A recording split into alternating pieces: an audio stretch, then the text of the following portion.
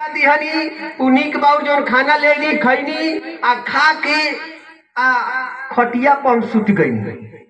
आज जाता जही हम सुत गई, हमार नींद लाग गई, हम दूसरा जगह खो गई। हमके कार्यक्रम करे जाए के बाद तौले का करता ना कि मलिकार 2 जना के भेज देता ना, 1 जना भाग गई ना आ एगो इन्हीं के ये दोनों जना के का करता ना कि भेज दिए ना घरे। हम खूब निश्चिंत सुतल बानी तो जाके पड़ा के तना मार के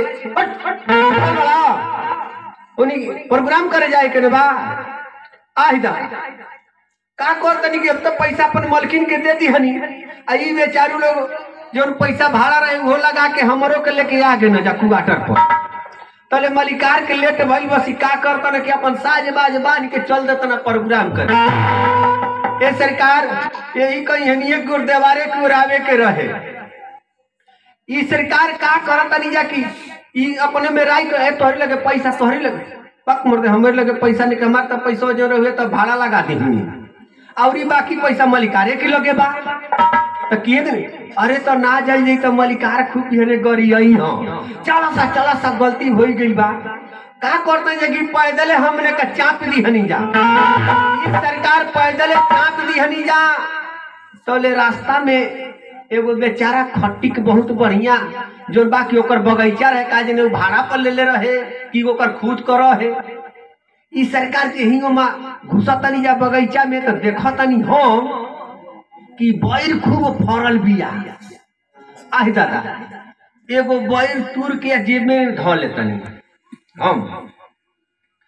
आज दादा तो ले जना गई ना हियावा से पतारा का पशु का करत न कि देखत न इतना बड़का अमरू पाकर पशु हो तुर के गब देने जेब में धो लेता।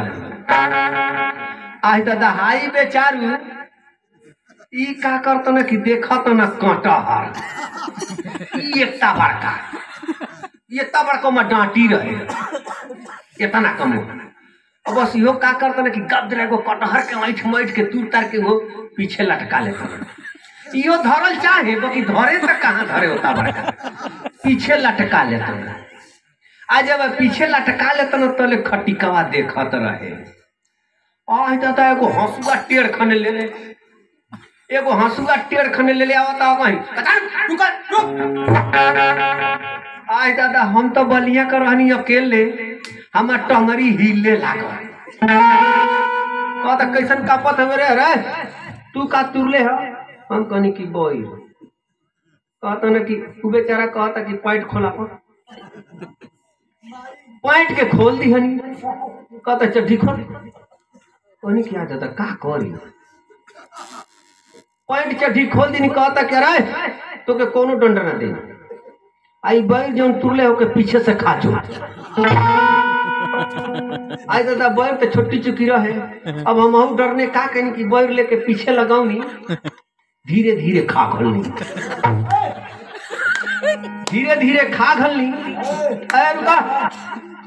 तले अमूर्ता वाला का पारी आ गया। अमूर्ता वाला का पारी रे तू का तुरले बड़े तर का फूलोले बड़े रे अलस किया मरू अरे तू खोल और उसे खोलवा ली खोलवा के कलश की जगह हम बैरिया खैलस वही तू मुतवा खा जो। अब वो बेचारा डर ने क्या करता कि पाकल अमरू तो रहे पीछे लगावता कुछ खैला सा कुछ भूइया गिर गई। अब ई बेचारा ही काटाहारवा ई बेचारा काटाहारवा वाला कहलस पीछे ले बा केहू ने लुकवावे तब लग के केहू ने अरे कैसन पसंद का तू ले रे तू और ये इतना बड़का कोटो तुम भी पैंट खोल आज दादा पैंट खोल दियो सी हो चड्ढी खोल दियो कलश की पीछे से तू कटहर खा जो। आज दादा बेचारा डटिया तक पूछ दिहल कटहरवा की बेरिया